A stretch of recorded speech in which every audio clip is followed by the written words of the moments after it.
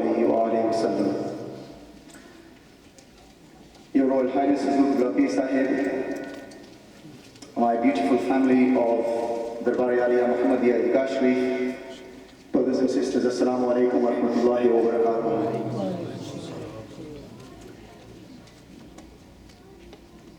I didn't think I was going to speak today, but it's really difficult to follow a speech that has been delivered by somebody who spends his time with his Shaykh.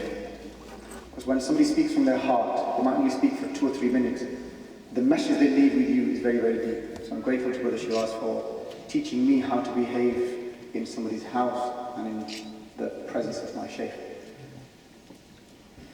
First of all, my personal and everybody connected with the Bari Aliyah Eidgah Sharif's congratulations to Qibla Haji Yassin Sahib for organising not just this event today, but opening his heart and opening his arms and opening his home to the family of the Bari Aliyah Eidgah Sharif. May Allah subhanahu wa ta'ala, through the sadaqah of Rasulullah sallallahu alayhi wa sallam, increase your ranks more than you can imagine. The love that this man has shown in the preparation of this tour, in between the brothers of Birmingham, and with your permission, I just want to mention the brothers of Birmingham. I know you want us to be one family, and we are. But just to emphasize a small point, that we've made many discussions, many arrangements, but the love and the compassion and the bigness of his heart that Brother Yassin has shown in accommodating the wishes of his other brothers, his younger brothers and his older brothers, is an example to all of us. And may I request Allah subhanahu wa ta'ala that He gives me the heart that He's given to Brother Yassin. May Allah subhanahu wa ta'ala bless you and your family and the whole of the Bari Aliyah Eidgah Sharif family. Brother Shiraz was talking about the love of Rasulullah sallallahu alayhi wa sallam, and I'm reminded of a story, a true story that's documented, and we've heard this story many, many times through the blessed words and the blessed directions of our shuyukh of the Bari Aliyah Eidgah Sharif.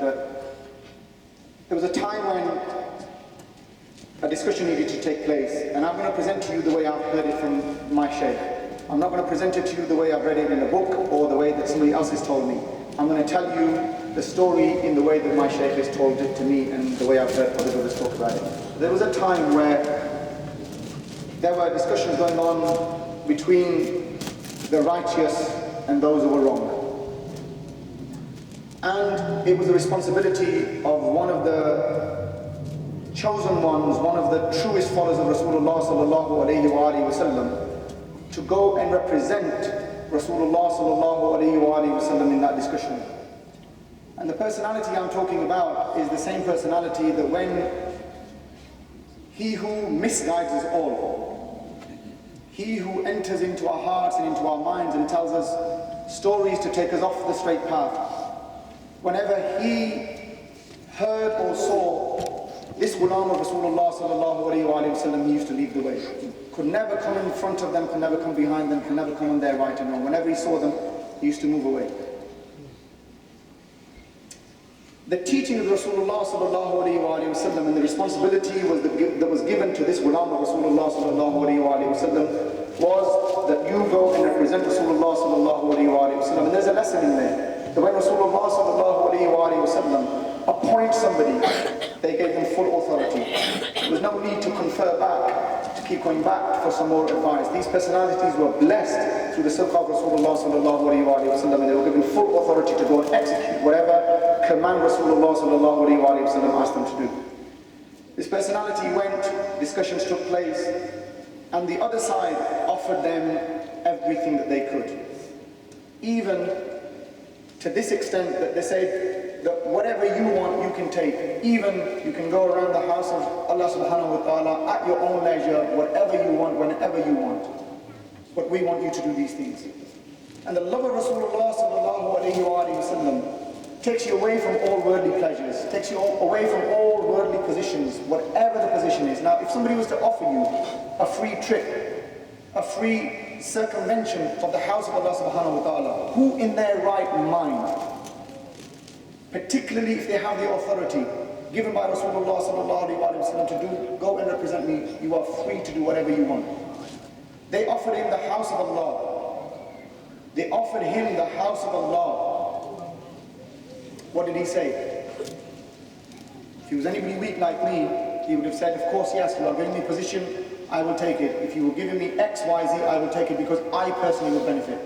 But the love of Rasulullah sallallahu alayhi wa sallam that we get, the invitation that we get, the lesson that we get, the direction that we get, the advice that we get from our shuyukh is this, that whatever you do, if whatever you do you think of Rasulullah sallallahu alayhi wa sallam, then whatever you do it will be blessed.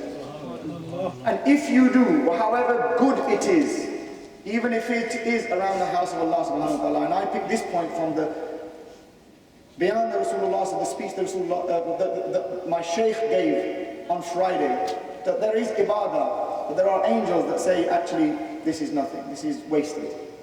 So you can actually go around the house of God and you could be wasting your time.